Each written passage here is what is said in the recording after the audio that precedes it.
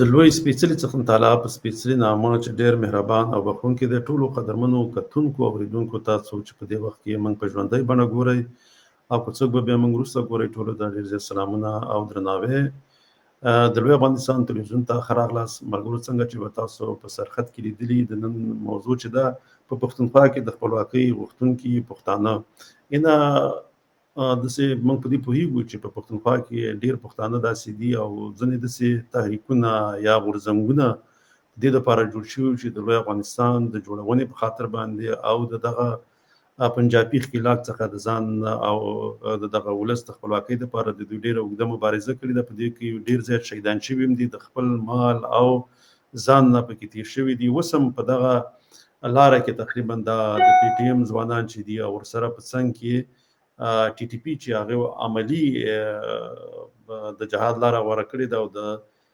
پنجابي فوز په مقابل کې ودرېږي او د هغوی سره جګړې ته دوام ورکوي. هغه عملي میدان ته وردنګلي دي او پی ټي ایم د پښتون ژغورنې غورځنګ چې دی هغه په ولس کې په پښتنو کې عام پوهاوی د لوی افغانستان او د پښتونولۍ هغه احساس بیدارولو دپاره هغه کار کوي. صحیح ده، ځینې ملګري په داسې فکر کوي چې ولې پی ټي ایم چې دی هغه خو لکه د آئین مطابق خپل دغه غواړي د حقوق او د کوزي پښتونخوا دپاره غواړي. ملګرو داسې نه ده، ځکه هلته ډېر زیات ګلخانان دي او ډېر پښتانه په خپله په دغه حکومت کې کار کوي. نو لومړی هغې داسې راسن داسې د لوی افغانستان غږ کې کړی وی، نو هغه یو څه کسان به وی لکه د دوی هغه ملګري به کم وی، نو ډېر په اسانۍ باندې اوس هم ډېر زیات شهیدان کړي دي او ډېر زیات اوس هم زنداني دي. نو هغه بیا په لږ تعداد دی ولا بیا ډېر زر د منځه وړو. نو په لومړی دوی چې کوم کار کوي هغه عام پوهاوی په پښتنو کې دغه کوي. د دوی د پنجاب هغه ظلمونه چې په پښتنو باندې کړي وو هغه څرګندول، هغه خلکو ته ښکاره کړل د میډیا د لارې، د هغې هغه فلمونه ویډیوګانې هغې ټول به خپرول چې خلک په دې پوه شي چې واقعا دلته چې دی پنجابی موجود دی او هغه په دغه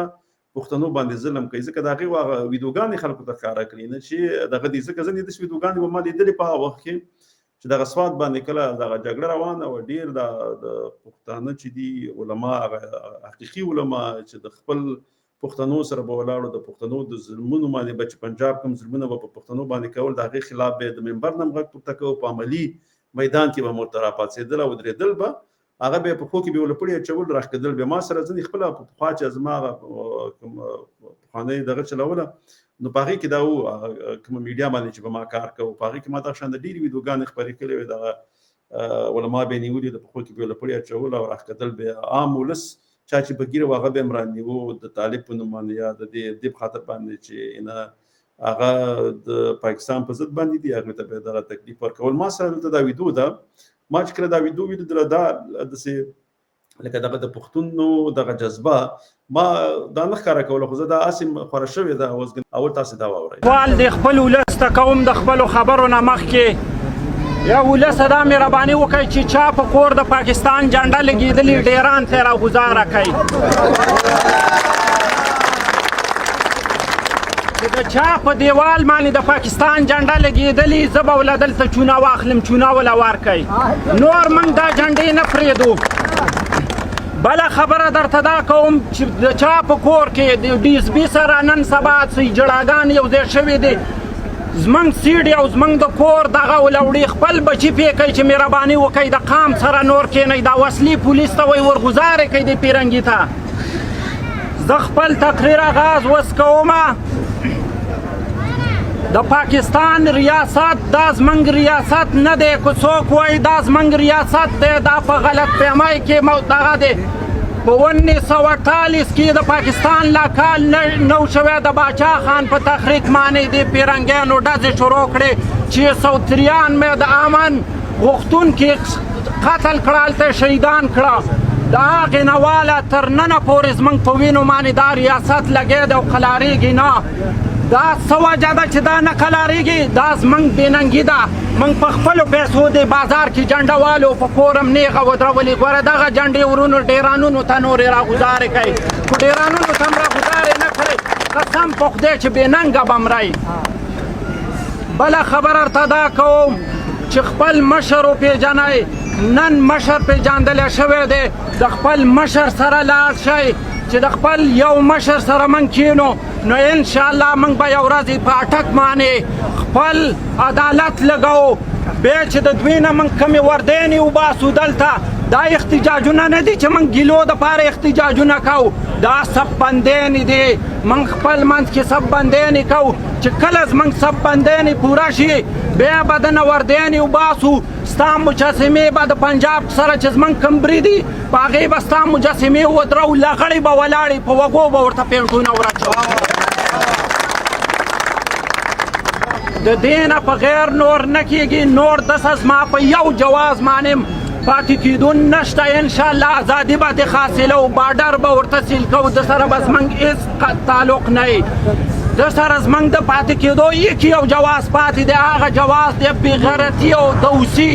د دوسۍ او د بېغیرتۍ نه بل جواز موږ سره پاتې نه دی چې د امن په پاسون باندې دا راځي او دا د 200 کسان مړه قتل کوي، په احتجاج باندې دا راځي او دا ما قتل کوي. د سره نور جواز ما صرف دوسي ده، د دوسۍ نه علاوه زما یو جواز دوی سره نه پاتې کېږي. انشاءالله ورونو چې دا کمې خبرې مې ورته وکړې، یو د دوی جنډې د کورونو نه ورکې کوي، بل جنډې په دې ورکې کوي چې د کم جاز نه بمباري کېږي د پاکستان جنډه پې لګېدلې، چې د کم توپ نه موږ ډزولی شي د پاکستان جنډه پې لګېدلې، چې د کم ګاډي باندې زموږ د کور نه کمبل یو لرګي پټېږي د پاکستان جنډه پې لګېدلې. ملګري ډېر د ګرمي د اجازت نور نه راکوي. ډېره مننه. ملګرو زه دا اوس کوم خو دې باره کې زه یو څو خبرې کوم. زه چې دا کار دی چې موږ ته همیشه دا ویو چې دا د پښتونخوا جنډه چې دا اساسي جنډه دی نه، بیرغ یا توغ ته موږ په پښتو کې وایو چې دغه کوم توغ چې دی دا د پښتونخوا دغه باندې غیرت کوي، د پښتونخوا په نوم باندې غیرت کوي، ځان ته پښتانه وایي، ځان ته پاکستانیان وایي او ځان ته د پښتونخوا اوسېدونکي پښتانه وایي. نو دې باندې موږ همیشه دا خبرې کړي دي او دا اوس ښه دی لکه موږ چې خپله بیا داسې د دوی نه واورو نو بیا لکه په دې پوهېږو چې هغه پښتانه هلته چې دي په هغې ډېرو پښتنو کې دا شعور شته دی، هغې خپله د یو افغانستان هم غواړي او تر اټکه پورې دوی ته دا جوته ده چې دا د افغانستان برخه ده او دا د پښتنو جغرافیه ده او دا داسې یوه جغرافیه ده چې دې باندې صرف او صرف د پښتنو حق دی چې دا په خپله حکومت وکړي، خپله پالیسي پې جوړه کړي، پښتو ژبه دلته واکمنه کړي. نو په دې باندې ما همیشه خبرې کړي دي. په څنګ کې زه دا یوه بله لنډه ویډیو دغه کومه د یو څه نورې خبرې هم کوم. دا یو مولا دی د مولانا بجلیګر صاحب زوی دی، خو هسې دا ویډیو ما ته مخې ته راغله، زه به دا ملګرو سره شریک کړم ځکه ته وګورې دا څه وایي او دا چې دا څه وایي دا به خپله تاسې واورئ. خرافات وایي ګډې وړې. سیدو شریف رحمت الله علیه یو سړی ورته راغی وایي چې جي زه کیمیا زده کوم. دی ورته چې کیمیا څه شی؟ وایي چې جي هغه سره زر چې خلک جوړوي. وایي چې جي ما سره یو شی دی. وایي څه شی دی؟ وی ما سره سنگ پارس دی. سواد صاحب ورته وایي سنگ پارس څه شی؟ وی جي سنگ پارس دې ته وایي چې په کوم شي باندې راکاږي نو هغې نه سونه جوړه شي، هغې نه سره زر جوړ شي. سیدو شریف رحمت الله علیه ورته چې بچی را نږدې شه لږ، چې را نږدې شو په دیوګی ورته داسې لاس کېښود چې سنگ پارسونو پسې مه ګرځه، ځان نه سنگ پارس جوړ کا، ځان سنگ پارس کا. وی چې ځان نه به څنګه سنگ پارس جوړو؟ دا سړی لاس نه ونیوه ودرېده. د هغوی د جومات منځ کې چې کومه دروازه ده د لرګي، هغه د لرګي دروازه اوس هم شته، غاټه دروازه ده. وی بچې دا څه شی دی؟ وی جي دا لرګی دی. وی ښه وګوره. هغه وکته راوکته ګوتې پې ووهلې. وی جي لرګی دی. وی ښه دا خپله ګوته یې راوست دا ګوته او په هغه لرګي داسې راښکوي. وی بچی اوس به ته وګوره اوس څه دي؟ وی جي دا خو ټول سپه زر دي. نو ملګرو داسې چل دی ګورئ دغه شانته منبر ته وخیږي او هغه څه وایي چې هغه زموږ په دین کې نه وي، خو د دوی خپله دغه قصې جوړې کړي دي. قرآن نه بیانوي، بس دغه قصې دي، دا د کتابونو کې ورته لیکل شوي دي او دا بس دغه بیان اسان دي ځکه دا قصه ده دا چې منبر ته وخیږي زحمت هم نه غواړي، مطالعه هم دومره نه غواړي، خو قصه ده شوې ده هر څنګه یې وکړه هغه شانتې یې کلي. نو که تاسو وګورئ دغه ولس چې ورته لاندې ناست وي د دوی هم ورته څه نه وایي، بس دا قصې ورته شروع کړي وایي په کیمیا څه کې، په کیمیا څه کې نه، په دغه علم باندې څه کې، راشه چې به زه به ته داسې دا خط تېر کړم هغه دروازه ده ټوله د سرو زرو شوه او دا دومره احمق سړی دی خپله د عمر سره نو په وخت کې د هغې په خلافت کې هلته دغه راغلی و قحط راغلی و نو هغه چې راغلی و نو هلته ډېر تکلیف کې خلکو ته تکلیف و. نو که چې د داسې په دغه باندې کېدلی په ګوتو کېدلی خو هغې به همدغه شانتې یو څه کلی وی، هغه مشکلات به حل کلی وی او ختم کلی وی. دا داسې دی ځکه اسلام چې دی دا د فطرت دین دی او څه چې په فطرت کې دي هماغې دپاره لکه که اوس دغه کوم علمونه چې د دنیوي علم الله را لېږلی دی ورسره دغه د دین دپاره هغه پیغمبران راستولي وو چې الله په خپله لاره خلکو ته پت ور وښیي چې څه رقم ژوند به څه رقم تېروئ په دې دغه کې. او هغه دنیوي ګوره اول د کښتۍ جوړولو علم هم الله پاک خپله انسان ته ور وښودو چې څنګه کښتۍ جوړه کړه او ته پرې لاړ شه. د هغې د هغه ملایکو په ذریعه باندې ورته ور وښودو چې د کښتۍ لویه کښتۍ چې جوړه کړه د نوح علیه السلام په وخت کې. نو داسې دا علمونه چې دي دا خپله الله پاک خپله قرآن کې څومره علم پروت دی خو دوی هغه علم چې دی هغه دوی خپله هم پرې نه پوهېږي او هغه خلکو ته هم نه شي ښودلی ځکه چې دوی خپله دومره مطالعه نه کوي چې هغه ولولي او د هغې نه خلکو ته یو څه ووایي. نو بس هغه د دوی هغه څه چې د دوی نه مخکې تېر شوي دي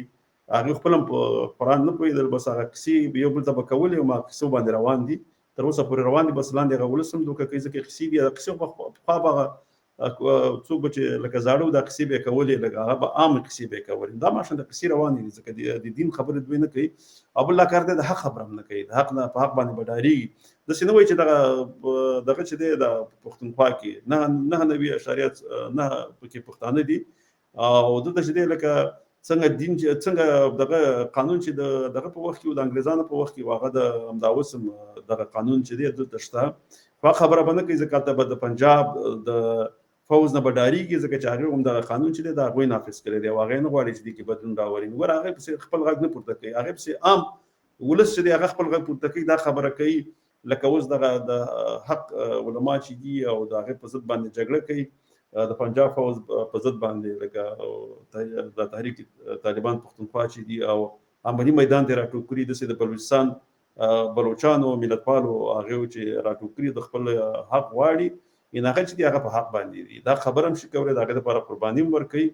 او دې د قربانۍ دپاره تیار هم دي. او داسې خپله دغه لکه د پښتون ژغورنې غورځنګ هغوی هم دې دپاره کار کوو. دغه شان ځینې نور ملتپاله دغه دي خپله شته دی تحریکونه یا غورځنګونه شته دی چې هلته کار کوي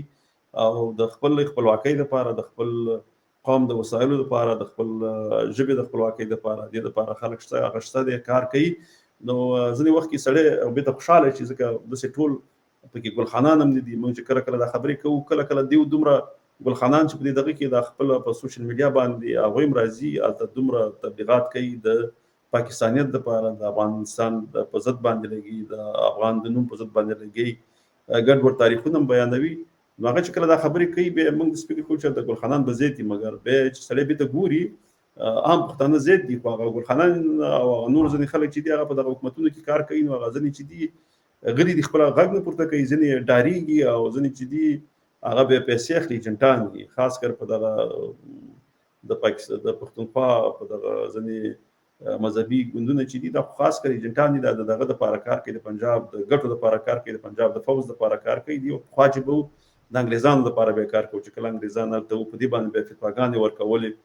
او په افغانستان کې به چې په هغه وخت کې امان الله خان یا د هغې نه مخکې حبیب الله خان و د هغې په ضد باندې به فتوا ورکول بیا به د انګریزانو او سره یو ځای کېدل په افغانستان باندې بیا په هغه وخت کې حمله کوله. په هغه وخت کې دوی کې ډېر داسې کسان وو چې د افغانستان خلاف باندې دغه ایجنټانو د انګریزانو د هغه ځای نه به فتوا ورکوله. نو ملګرو خبرې تقریبا 14 دقیقې پوره شولې. انشاءالله تعالی سبا ته به راځم. ډاکټر صاحب هغه څه مصروفه دی نشته او رسا صاحب هم هغه مصروفیت لري. انشاءالله تعالی زه به ځینې نورې داسې ویډیوګانې کمایدلې هغه هم دغه د خپل فیسبوک د پاڼې نه خو هغه چې دا دغه په نوم باندې ده دغه د لوی افغانستان تلویزیون په نوم ده LATV 40. نو دا زما دغه لا اوسه پورې د هغې 2 میاشتې پوره شوي نه دي چې کله دغه پیج 2 میاشتې پوره شي بیا موږ ته اجازه راکوي چې بیا به د هغه نه په ژوندۍ بڼه باندې راځو او په یوټیوب کې چې زه راځم هغې کې اوس اجازه راکوي هغه هم LATV 40 لوی افغانستان دی په هغه د لوی افغانستان نقشه هم پېښته دی. بل دا کار دی ملګرو په دې باندې به زه یو راځم بیا به خبرې کوم انشاءالله تعالی. هغه مسله داسې دغه ډېره مهمه مسله ده. اوس دا چات جی پی ټي شو یا ډیپ سیک شو یا داسې نور دغه جوړېږي د مصنوعي ځیرکتیا دغه چې جوړېږي په دې کې دوی د معلومات او دغه چې اخلي هغه د هغه شی نه اخلي چې تاسو مخکې نه چې په انټرنیټ کې څه نو هغه راپورته کوي. دلته اوس مهمه مسله دغه ده دلته چې دی دغه زمونږ دغه نور قومونه چې دي دوی د پښتنو شمېر چې دی ډېر کم ورکړی او هغه ډېرې لیکنې کړي دي او هغه لیکنې چې دي هغه په انګلیسي ژبه هم دي په الماني ژبه هم دي په نورو ژبو باندې چې دوی په کوم ځای کې اوسېږي نقشې داسې جوړې کړي دي چې پښتانه چې دی هغه 2% ښکاره کوي او د دین هم ځینې وخت کې کم ښکاره کوي دغه د نورو قومونو شمېر زیاتوي نو چې کله بیا لکه اوس ځینې خلک چې هغه لکه ما د بل هیواد خلک هغه بیا پوښتنه کوي چات جی پی ټي نه چې د هغې واره ژبه لکه په ډنمارکي سویډني بلجیمي لکه د هره ژبه چې په انګلیسي په دوی پوښتنه کوي چې لکه